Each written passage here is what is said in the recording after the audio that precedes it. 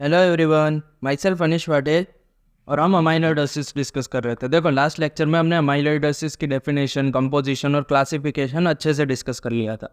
आज के लेक्चर में हम फोकस रहेंगे उसकी मॉर्फोलॉजी, क्लिनिकल फीचर्स पे और डायग्नोसिस पे।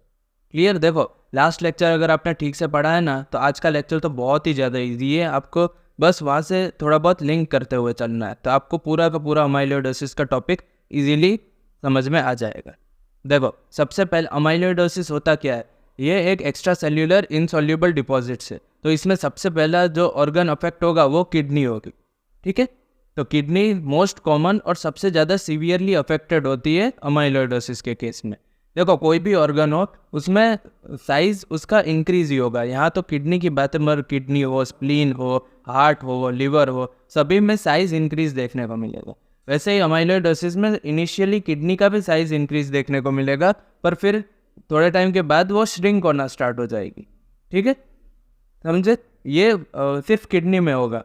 ऐसे श्रिंकेज बाद में कोई और ऑर्गन्स में देखने को नहीं मिलेगा। और किडनी में कहाँ पर डिपोजिशन देखने को मिलेगा?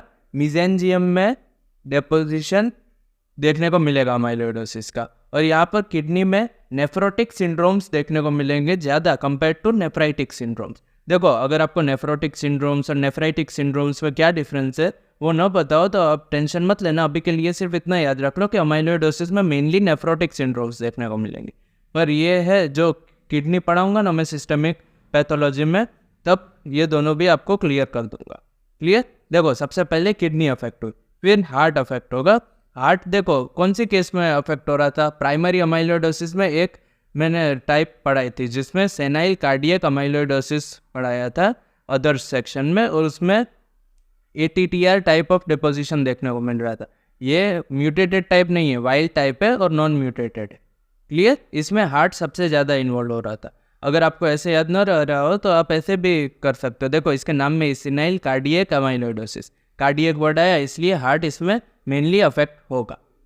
देखो, इसमें भी हार्ट का साइज इंक्रीज होगा। इनिशियली साइज इंक्रीज होगा, उसकी वजह से क्या होगा कि यहाँ पर लेटर मायोकार्डियम पे डिपोजिशंस देखने को मिलेगा अमाइलोइडोसिस का, जिसकी वजह से हार्ट ठीक से एक्सपांड नहीं कर पाएगा। हार्ट ठीक से एक्सपांड नहीं कर पाएगा तो वहाँ पर हमें क्लिनिकली क्या देखने को मिलेगा?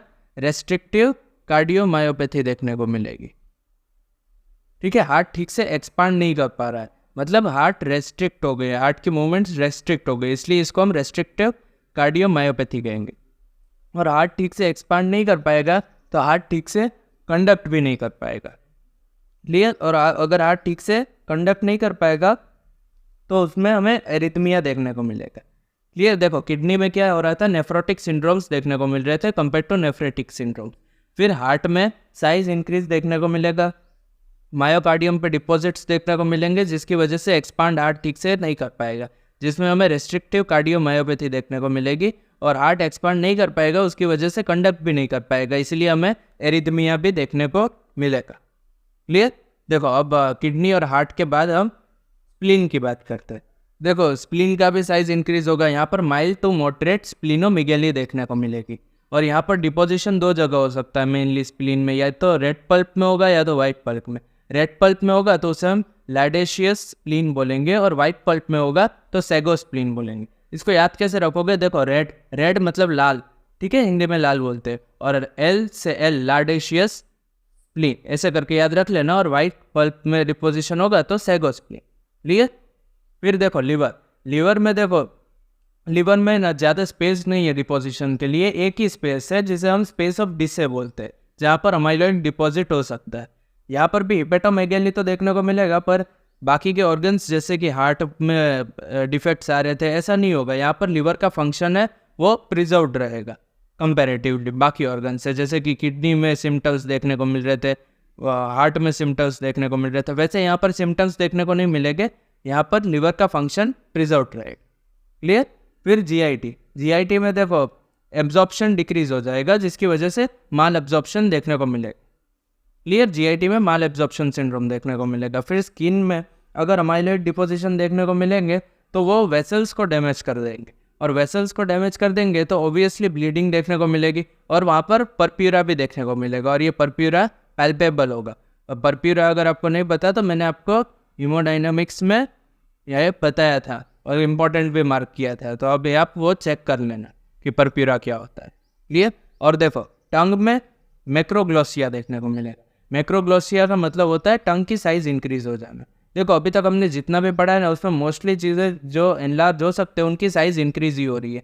जैसे किडनी की साइज इंक्रीज हुई, फिर हार्ट की साइज इंक्रीज हुई, स्प्लीन की साइज इंक्रीज हुई, लिवर की साइज इंक्रीज हुई, पर लिवर का फंक्शन प्रिजर्व रहेगा। बाकी तीनों में ऐसा नहीं है, बाकी तीनों में सिम्टम्स देखने को मिलेंगे। और ट्रंक की भी साइज इंक्रीज होगी, मैक्रोग्लोसिया देखने को मिलेगा।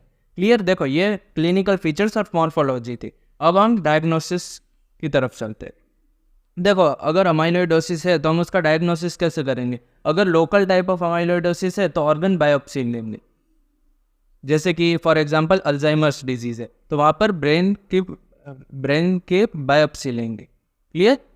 फिर सिस्टमिक टाइप का है तो यहाँ पर देखो, यहाँ पर मेनली तो किडनी इन्वॉल्व होगी, मोस्ट कॉमनली अफेक्टेड है तो किडनी से बायोप्सी कर सकते हैं। या फिर गम्स में, जैसे कि गम्स हो गए या टंग हो गए जिसमें मैक्रोग्लोसिया होगा उसमें टंग से बायोप्सी करेंगे। या फिर एब्डोमिनल फैट भी यूज़ कर सकते हैं। ये 4 साइट्स मोस्ट कॉमनली यूज्ड होती है सिस्टमिक टाइप ऑफ अमाइलोइडोसिस।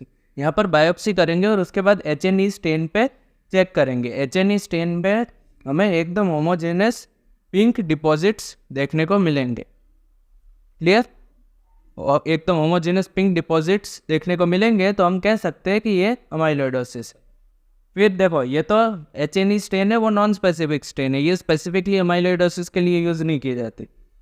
और स्पेशल स्टेन एक यूज़ होती है जिसे हम कॉन्गो रेड बोलते हैं। ये most specific type of stain है। यहाँ पर हमें एप्पल ग्रीन बाइरेफ्रिंजिस देखने को मिलेगी। देखो एप्पल ग्रीन बाइरेफ्रिंजिस देखने को मिलती है हमें कॉन्गो रेड स्टेन में, और वो स्पेशल टाइप ऑफ स्टेन है। ये भी आपको MCQ में पूछा जा सकता है कि अमाइलोइडोसिस के लिए स्पेशल स्टेन कौन सी यूज़ की जाती है और उसकी फाइंडिंग्स क्या होती है। ठीक है, तो ये आप अच्छे से याद रख लेना। फिर इलेक्ट्रॉन माइक्रोस्कोपी यूज़ कर सकते हैं जिसमें हमें लॉन्ग फाइब्रिल्स देखने को मिलेंगे। और फाइब्रिल्स क्या है? Aggregation of misfolded proteins. Electron microscope के अलावा हम एक्सरे क्रिस्टलोग्राफी यूज़ कर सकते हैं, इंफ्रारेड स्पेक्ट्रोस्कोपी यूज़ कर सकते हैं जिसमें हमें beta pleated structure of protein देखने को मिलेगा। देखो ये एक तो अमाइलोइडोसिस है वो प्रोटीन ही है पर मिसफोल्डेड प्रोटीन है जिसके अग्रीगेशन होकर फाइब्रिल्स बन गए, तो ये हमें प्रोटीन का स्ट्रक्चर दिखा देगा, बीटा प्लेटेड शीट्स देखने को मिलेंगी। और सबसे रैपिड टेक्निक जो हम यूज़ करते हैं वो है scintigraphy with radio labelled serum amyloid P component.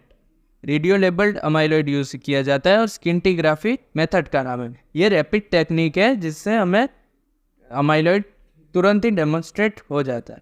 ठीक है, देखो डायग्नोसिस में ये सारी चीज़ें यूज़ कर सकते हैं। देखो इसे जल्दी से रिवाइज करें ना डायग्नोसिस में, तो अगर लोकलाइज्ड हो तो जिस ऑर्गन में प्रॉब्लम हो उसकी बायोप्सी लेंगे। फिर सिस्टमिक की ये 4 साइट्स है उसकी पहले हम बायोप्सी करेंगे और फिर HNE स्टेन में देखेंगे। HNE स्टेन में हमें होमोजेनस पिंक डिपॉजिट्स देखने को मिलेंगे। फिर स्पेशल टाइप ऑफ स्टेन है वो हम कॉन्गो रेड यूज़ करेंगे, मोस्ट स्पेसिफिक है, उसमें हमें एप्पल ग्रीन बाइरेफ्रिंजिस देखने को मिलेंगे।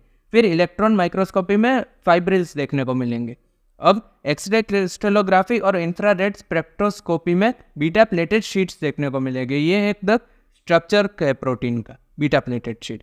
और स्कैंटिग्राफी जिसमें हमें अमाइलॉइड रेडियो लेबल्ड यूज़ करेंगे। ये एक रैपिड टेक्निक है जिससे हम अमाइलॉइड डेमोन्स्ट्रेट कर सकते हैं। ठीक है, तो देखो इसी के साथ मैं अमाइलॉइडोसिस फिनिश करता हूँ। मैंने पूरी ट्राई की है कि मैं अमाइलॉइडोसिस को आपके लिए बहुत ही ज़्यादा ईजी बना दूँ। ये ऐसा टॉपिक है ना, ये बहुत लोगों को समझ में नहीं आता है, ये थोड़ा टफ लगता है, पर मैंने पूरी ट्राई की है कि ये आपको आसानी ईजीएस्ट वे से मैं आपको एक्सप्लेन कर दूं। और आई होप कि आपको सब कुछ समझ में भी आ गया होगा। जितना मैंने पढ़ाया है अमाइलोइडोसिस का वो आपके लिए मोर देन इनफ है, आपको कोई भी एग्जाम के लिए अपीयर होना।